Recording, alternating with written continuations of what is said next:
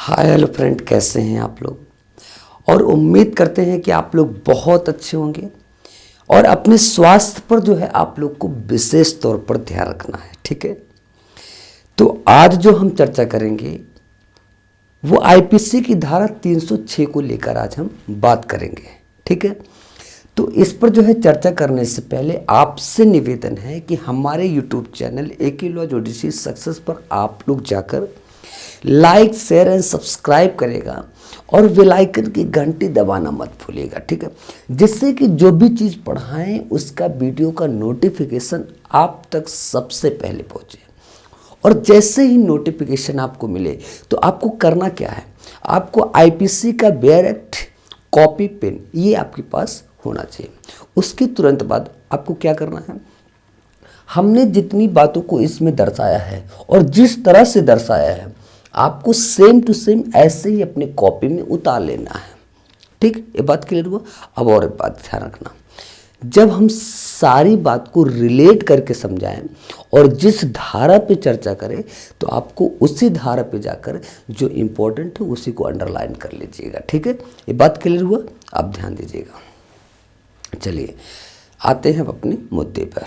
देखिए, हमने पिछले टाइम पे जो कल क्लास पढ़ाया था आपको, तो उसमें एक लास्ट टाइम पे जब मैं पढ़ा रहा था तो उसमें क्या बताया था, अंतिम में आईपीसी की धारा 113 को लेकर बात किया था। ठीक है, जिनमें हमने ये बताया था कि यानी कि दुष्प्रेरक व्यक्ति क्या करता है, दुष्प्रेरक व्यक्ति के आशय जो आशय होता है उस आशय के साथ जो उकसाता है और उस उकसाने में आकर जो दुष्प्रेरित व्यक्ति है वो कृत्य करता है, उससे भिन्न जो अन्य अपराध होता है।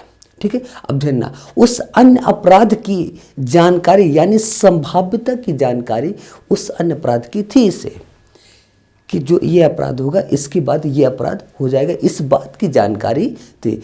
तो जो अन्य अपराध होगा, जो आशय से भिन्न अपराध होगा, तो उस चीज़ के लिए भी वो दंडनीय होगा। यानी कौन, यानी कि दुष्प्रेरक व्यक्ति। ठीक है, ये बात क्लियर हुआ। यहीं पे बस आपको उसमें क्या ध्यान देना है, आशय से भिन्न। ठीक है, उसके लिए भी दंडनीय है। अब देखिए, अब ध्यान क्या देना आपको, अब जो है विशेष तौर पे अब इन सारी बातों पे आ जाइए, उस चीज़ को ध्यान में रख के ये सारी बात पे आइएगा। अब इसमें देखिए, अब इसमें जो है आईपीसी की धारा जो 306 है वो किन बात को लेकर चर्चा करती है, यानी कि अबेटमेंट ऑफ सुसाइड, यानी सुसाइड मतलब आत्महत्या का दुष्प्रेरण, इस बात को लेकर इसमें चर्चा हुई है। ठीक है, अब ये जो दुष्प्रेरक व्यक्ति है, इस दुष्प्रेरक व्यक्ति का, इस दुष्प्रेरित व्यक्ति का, अब इससे ध्यान है, ये दुष्प्रेरक व्यक्ति, ये दुष्प्रेरित व्यक्ति, यानी कि दुष्प्रेरक व्यक्ति के द्वारा उकसाने पर यह दुष्प्रेरित व्यक्ति उस उकसाने में आकर वो आत्महत्या कर लेता है, यानी कि आईपीसी की धारा 306। ठीक, ये बात क्लियर हुआ। अब ध्यान दीजिएगा एक बात और इसमें कि दुष्प्रेरक के द्वारा जो है उकसाने पर और यह दुष्प्रेरित व्यक्ति उस उकसाने में आकर ऐसा कृत्य करता है, यानी क्या, यानी कि आत्महत्या करने का प्रयत्न करता है और प्रयत्न किया मगर आत्महत्या नहीं हुआ। ये बात क्लियर हुआ। तो आपको क्या ध्यान रखना है, तो आईपीसी की धारा 511 पे चले जाना है, जिसमें प्रयत्न तो किया मगर आत्महत्या नहीं हुआ। तो आपको ध्यान क्या रखना है, तो ये जो कि धारा जो आईपीसी की धारा 511 है ये आजीवन कारावास से दंडनीय है इसमें। ठीक है, यानी जो दुष्प्रेरक के द्वारा जो उकसाया गया और उस उकसाने में आकर वो यानी कि ऐसा प्रयत्न किया, आत्महत्या का प्रयत्न किया मगर वो आत्महत्या नहीं हुआ, तो इस स्थिति में आपको यही ध्यान देना है कि 511 के आधार पर वो आजीवन कारावास से दंडनीय होगा, जो प्रयत्न किया मगर वो आत्महत्या नहीं हुआ। ठीक, ये बात क्लियर हुई। अब देखिए, अब यहाँ पे सिद्ध करना पड़ेगा, जो अभियोजन होगा वो सिद्ध करेगा। ठीक है, सारी यानी तथ्य और परिस्थितियों को ध्यान में रखिए, उसको सारी बात को उसको सिद्ध करना पड़ेगा। ठीक है। अब ध्यान दीजिएगा एक बात, अब इसमें लीगल बात जो एकदम बहुत ही टेक्निकली बात, जैसे अब देखते हैं पत्नी का जो है शादी होना चाहिए, ठीक है, ये हुआ हो और 7 साल तक वो पूर्ण ना हुआ हो, यानी कि 7 साल पूर्ण होने के बाद ये चीज़ ध्यान रखना है कि 7 साल पूर्ण ना हुआ हो, उसी के अंतर्गत पत्नी का विवाह जो है होने के बाद 7 साल तक पूर्ण ना हो, उसी के अंदर ही, यानी कि दुष्प्रेरक व्यक्ति के द्वारा उकसाने पर, ठीक है, यानी पति के उकसाने पर पत्नी उस चीज़ की यानी कि दुष्प्रेरित हो जाती है, यानी कि पति के उकसाने पर, यानी कि दुष्प्रेरक के उकसाने पर, तो वो क्या होता है, तो दुष्प्रेरित होकर यानी कि ऐसा अपराध करती है, यानी कि आत्महत्या कर लेती है। तो उस स्थिति में उसमें अभियोजन को आवश्यक नहीं है उसको साबित यानी सिद्ध करने के लिए, क्या है कि वो सिद्ध करने की आवश्यकता नहीं है। अब ये जो है न्यायालय की जो उपधारणा है, अब ये जो दुष्प्रेरक यानी जो अभियुक्त है, ये जो अभियुक्त अपराध किया ऐसा, तो वो उस उपधारणा को खंडित करेगा, ठीक है, यानी कि इस अभियुक्त के ऊपर क्या होता है, साक्ष्य का भार होता है, ठीक है, उस उपधारणा के आधार पर ये खंडित करेगा। अब एक बात और ध्यान देना है, जब आप इंडियन एविडेंस एक्ट की धारा 113A में जाएंगे तो उसमें है कि उपधारणा बंधनकारी नहीं है। ये बात एकदम बहुत पॉइंट रखिएगा कि वो जो उपधारणा है वो बंधनकारी नहीं है। ये बात क्लियर हुआ? अब ध्यान दीजिएगा, यानी कि यहां जो अभियुक्त के ऊपर जो साक्ष्य का भार है, जो उपधारणा है, उस उपधारणा को खंडित करेगा, ठीक है। और मैंने जो इंडियन एविडेंस एक्ट की धारा जो 113A की बात किया, यानी कि उपधारणा बंधनकारी नहीं है। ये बात क्लियर हो गया, ठीक है। अब ध्यान दीजिएगा, पति जो क्रूरता किया और उस क्रूरता यानी कि ऐसा क्रूरतापूर्ण तरीके से जो उस आशय के साथ ऐसा किया, यानी कि उसको उकसाया ऐसा किया, तो वो जो है उसी उकसाने में आकर क्या हुआ कि वो आत्महत्या कर लेती है। अब इसमें एक चीज़ ध्यान दीजिएगा, क्रूरता कितना समय हुआ, यानी जो बातचीत या जो क्रूरता हुआ वो क्रूरतापूर्ण जो किया गया तो वो समय कितना था, उस चीज़ को ध्यान रखना पड़ेगा, ठीक है। होता नहीं बातचीत हुआ तो समय कितना होता है, उस समय को ध्यान रखना पड़ेगा कि अधिक समय हो गया है कि अभी हाजे ताजे की बात है, तो वो वही चीज़ ध्यान रखेगा कि क्रूरता का कितना समय हुआ, ठीक है, ये बात ध्यान रखना। और उसके बाद उस मृत्यु का कारण, ठीक है, जो मृत्यु का कारण जो है उसका समय कितना था, जो उसकी डिस्टेंस, वो ध्यान रखना आपको। अब देखिएगा क्रूरता में आप ध्यान रखिएगा, आईपीसी की धारा 498A में जब जाएंगे तो वो क्रूएल्टी को लेकर बात करती है, यानी कि क्या बात करता है, क्रूरता को चर्चा करता है।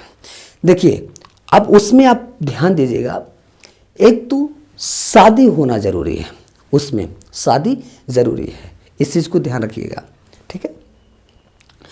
अब इसमें देखिए दो बात को, यानी कि जो क्रूरता में दो बात ध्यान रखना है, एक शारीरिक क्षति और एक मानसिक क्षति, ठीक है, ये दो क्षति जो इंजरी करता है, यानी शारीरिक और मानसिक रूप से।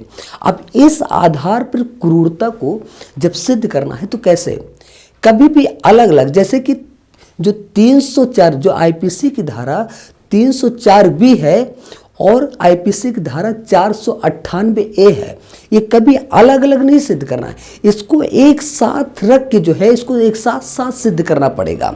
जब एक साथ साथ सिद्ध करेंगे तो सारी बातें जो है निखर के आ जाएंगी, ठीक है। अब ये बात क्लियर होगा? अब ध्यान दीजिएगा, यानी कि आईपीसी की धारा 302, 304 और 304B और 498A, इन सारी बातों को यानी एक साथ सिद्ध करना पड़ेगा, ठीक है। ये बात क्लियर हुआ? अब ध्यान दीजिएगा, अभी तक हमने आपको बताया कि विवाह का 7 साल होने की पहले ही अगर ऐसा कृत हुआ, ठीक है।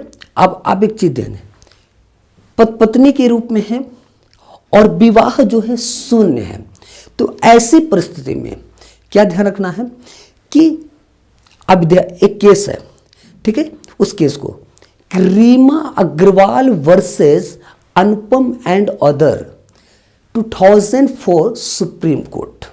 ठीक, अब इस आधार पे ध्यान देना है कि जो शून्य यानी कि वह विवाह शून्य है, तो ऐसी स्थिति में तो आपको धारा जो है क्या ध्यान रखना है कि 304 बी, ठीक, और 498 ए और इंडियन एविडेंस एक्ट का धारा जो है 113 ए और बी, यही बात ध्यान रखना है।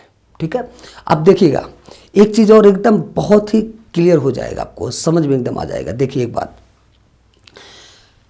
ये बात क्लियर हुई। अब इसमें देखिएगा 498 जो ए है, शादी होना यानी कि शादी हुआ हो जरूरी है। और एक बात, जब शादी नहीं हुआ होता है, पहली बात तो शादी जरूरी है, 498 ए के आधार पे ध्यान रखना, एक चीज ध्यान एक तरफ करिएगा। अब दूसरी तरफ शादी नहीं हुआ होता है, उसके बावजूद वो दोनों साथ में रहते हैं। शादी नहीं हुआ यानी कि बिना शादी के वो दोनों लोग साथ में रहते हैं, ठीक है, और साथ में रहते हैं, शादी नहीं हुआ है लेकिन एक बच्चा भी आ गया है, ठीक है, वो बच्चा जन्म ले लिया है, ठीक है। अब देखिए, अब इसमें ध्यान क्या देना है कि सामाजिक स्तर पे जब जो समाज में रहने वाले व्यक्ति हैं उनको इस बात को पता हो कि समाज में आसपास पड़ोस के लोग जो है ये जानते हैं कि ये जो है पति पत्नी के रूप में है, यानी ये पति पत्नी है, इनका एक बच्चा भी है। तो ये सब जो है आसपास के लोग जो है समाज में रहने वाले सभी लोग को पता है, ठीक है। तो ऐसे स्थिति में इंडियन एविडेंस एक्ट की धारा जो है 114 में जब आएंगे तो पति पत्नी के रूप में माने जाएंगे, ठीक है। वो क्या होगा, वो पति पत्नी हैं। जब समाज में यानी इतने लंबे समय से रह रहे हैं और सबको ये पता है कि ये पति पत्नी के रूप में है और इनका एक बच्चा भी है, यानी कि सीधे मान जाएंगे कि पति पत्नी है। इसीलिए कि एविडेंस एक्ट की धारा जो है धारा 114 में जब जाएंगे आप तो उसमें क्या है कि वो पति पत्नी है, ठीक है। ये बात देखिए, क्लियर होगा। अब इसमें ध्यान दीजिएगा कि समाज में ऐसा होना चाहिए, ठीक। अब यही बात जो है क्या होगा कि जो पुरुष है उसे सिद्ध करना पड़ेगा कि वो साथ रह रहे थे या पति पत्नी थे कि नहीं थे, उन सारी बात को वो सिद्ध करना पड़ेगा, ठीक है। ये बात क्लियर हुआ। अब जहां तक उम्मीद है कि ये बातें जो है सारी बात आपके दिमाग में एकदम कंठस्थ हो गया होगा, ठीक है। देखिएगा सीधा सीधा कि शादी होना इसमें अति आवश्यक है, और जो बिना शादी का है वो भी हमने बताया कि लंबे समय से रह रहे समाज के लोग ये मानते हैं कि ये पति पत्नी है दोनों, इनका एक बच्चा भी है। तो आपको एविडेंस एक्ट की धारा जो 114 है उस आधार पर पति पत्नी है, ठीक। तो बस यहाँ पे क्या सिद्ध करना है, जो पुरुष है तो उसे ये सिद्ध करना पड़ेगा कि ये दोनों रह रहे थे या पति पत्नी है या नहीं है, इन सारी बातों को वो सिद्ध करना पड़ेगा, ठीक है। ये बात जो है क्लियर हो गया, ठीक है। तो एक चीज ध्यान दीजिएगा, जो सुप्रीम कोर्ट का जजमेंट जो है 498 ए को लेकर आया तो उसमें जो नातेदार यानी जो लिखा है 498 सबसे पहले देखेंगे, उसमें लिखा है कि हस्बैंड और रिलेटिव, यानी रिलेटिव, अब उस चीज को हटा दीजिएगा, ठीक है। यानी कि जो इन्वॉल्व होगा, जो उसका जिसका रोल अहम भूमिका, यानी उस रोल में उस क्रूरता में जिसकी अहम भूमिका होगी, जिसका रोल होगा, सिर्फ उसी का नाम, अन्यथा और किसी का नाम नहीं तो लिखा था ना कि हस्बैंड और relative of husband of a women, है ना। उसके बाद सब्जेक्टिंग हर टू, फिर उसके बाद क्रुएल्टी लिखा था। तो यानी कि जो आपको क्या पकड़ना है, रिलेटिव यानी नातेदार, जैसे सगे संबंधी है। पहले क्या होता था, लिखा देते थे कि ऐसा बर्बाद करने के लिए होता है कि ये भी पढ़ाई लिखाई कर रहे थे, इनका भी नाम लिखा दी, उनका भी नाम लिखा दिया, ऐसा लिखा देते थे। अब वो नहीं, जिसकी उसमें रोल है, जिस व्यक्ति का अहम भूमिका है, सिर्फ उसी व्यक्ति के प्रति सारी बात होगी, ना कि जो है आप जो उसके नातेदार हैं और सारे लोग हैं उनके प्रति नहीं, वो हटा दिया जाएगा। बस उसी जिसके प्रति रोल है उन्हीं का आएगा उसमें। ठीक है, ये बात क्लियर है, उसको ध्यान में रख लीजिएगा। तो वो नातेदार शब्द जो है हटा दिए, यानी जिसका रोल होगा बस उसी का अहम भूमिका, यानी उसी के प्रति जो है कार्रवाई होगी। ठीक है, ये बात क्लियर होगा। तो जहाँ तक उम्मीद है ये बात आपको समझ में आ चुकी होगी, और हम फिर मिलेंगे नेक्स्ट टॉपिक में, जो कि हम बात करेंगे 34 को लेकर। ठीक है, तो इसको यहीं पे हम जो है विराम करते हैं, फिर मिलेंगे नेक्स्ट टॉपिक के साथ में। और जाते जाते तो लाइक शेयर एंड सब्सक्राइब करेगा और बेल आइकन की घंटी जरूर दबाइएगा। हाँ, एक बात और याद आया, देखिए इसमें जो है 304B में जो सज़ा, जो दंड की बात है, उसमें आपको ध्यान रखना है कि 7 साल से कम नहीं। ठीक है, 7 साल से कम नहीं, आजीवन कारावास या कारावास दंड नहीं होगा। ठीक है, ये बात क्लियर है, तो यही याद रखना है आपको। ठीक है, तो आपको यहाँ पे जो है पूरी बात समझ में आ गई। इसके साथ चलते हैं, मिलेंगे फिर नेक्स्ट टॉपिक से। जय हिंद, जय भारत।